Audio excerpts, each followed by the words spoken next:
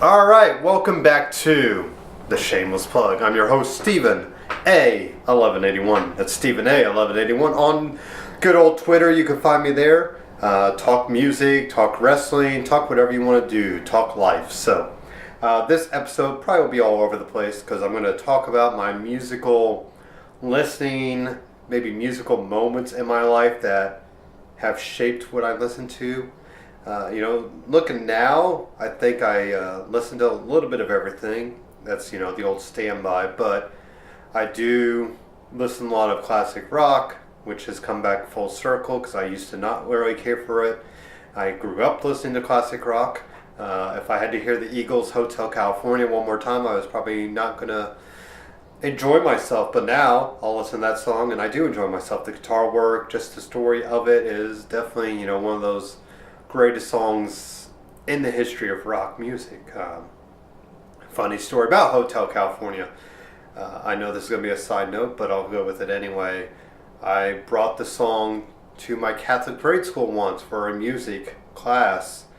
And afterwards, the music teacher told me, hey, this is about hell, right?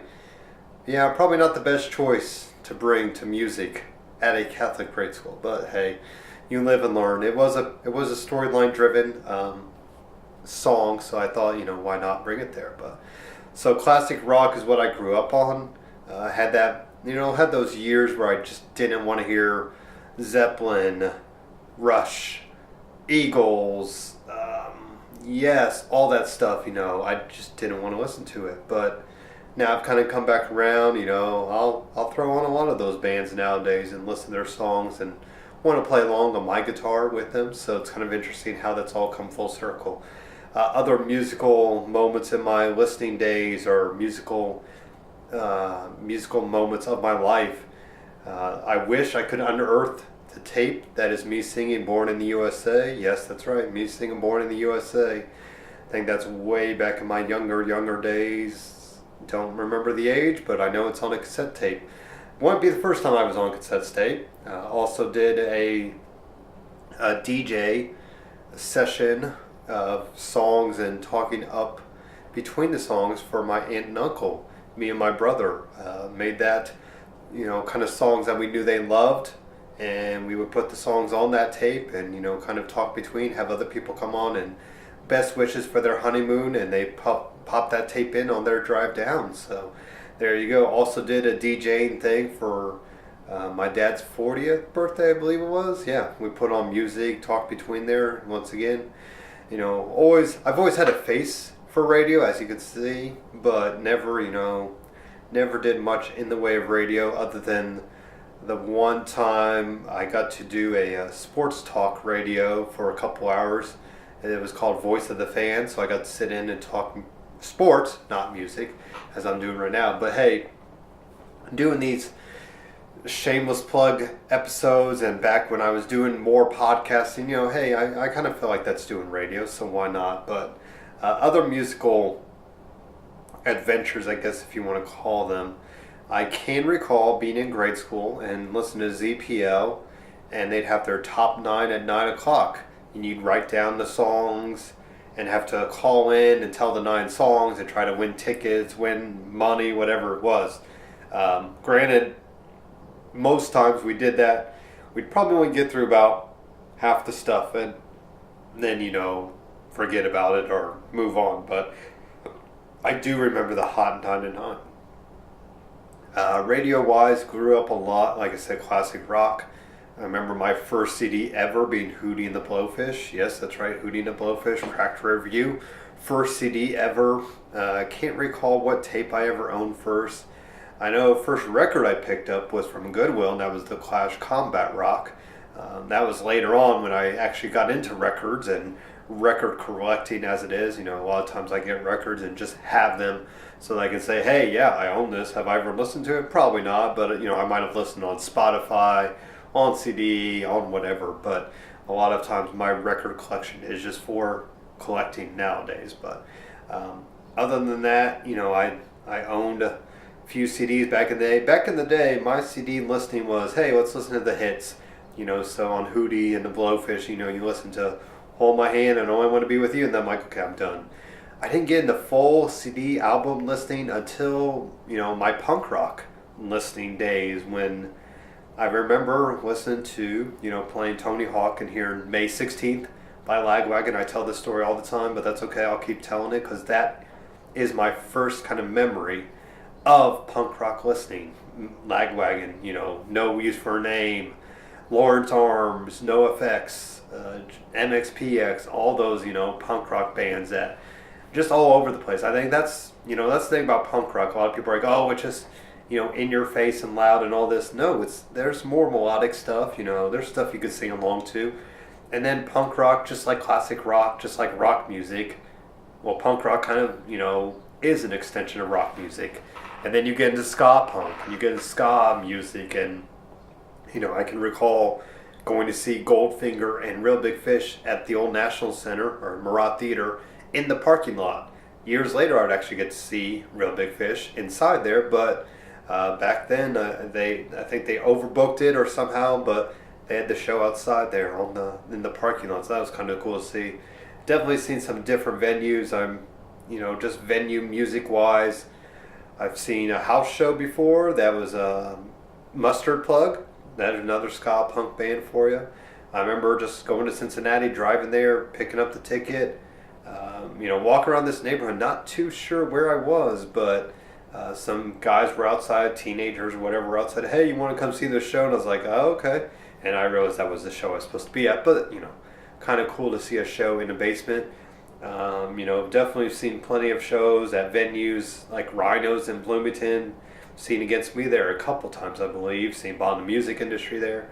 I was supposed to see Bomb the Music Industry back in the day at a church basement on New York Street here in downtown Indy, but they could not make it. So I saw a couple other bands there, and then, just kind of left because they couldn't make it. But, as far as punk rock music, yeah, I definitely got into album listening then with Lagwagon's May 16th and listen to Let's Talk About Feelings.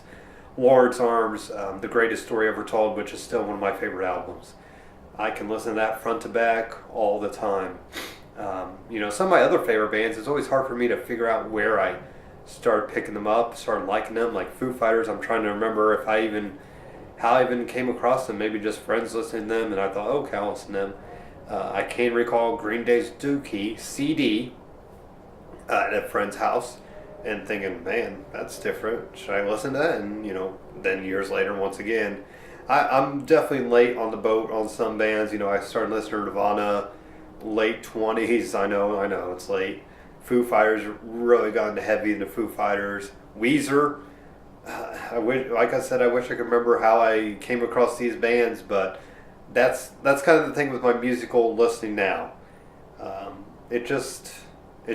I wish I could explain it. Sometimes you think of a band that you hadn't thought about in years, and I start listening to them on Spotify. Spotify is my best friend. I pay for that, yes, and I listen to plenty of Spotify in my car, at home, when I'm heading to work, wherever I can. So Spotify is definitely one of my one of the better music streaming services you can get out there, just for all the stuff you can find on there. But other than that, music listening, it's just a day by day thing. It's it's about finding those songs that send the chills up your arm.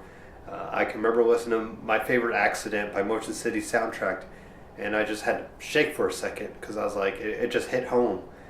Just music is something that I don't even know how to explain it. It just gives you a feeling, nostalgia, your hometown, love life, family life, whatever is going on in your life. I would love to do more research on the brain and why does certain bands pop up when you don't expect them to.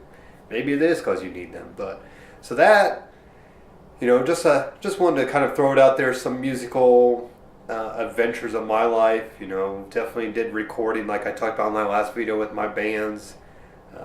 Those are always fun times to do as far as my musical adventures go. And just, the idea of miking up some things, playing out there, recording, mixing them and all that stuff. I can say yes, I have done a studio experience once in my days. I got to intern at the Lodge Studios.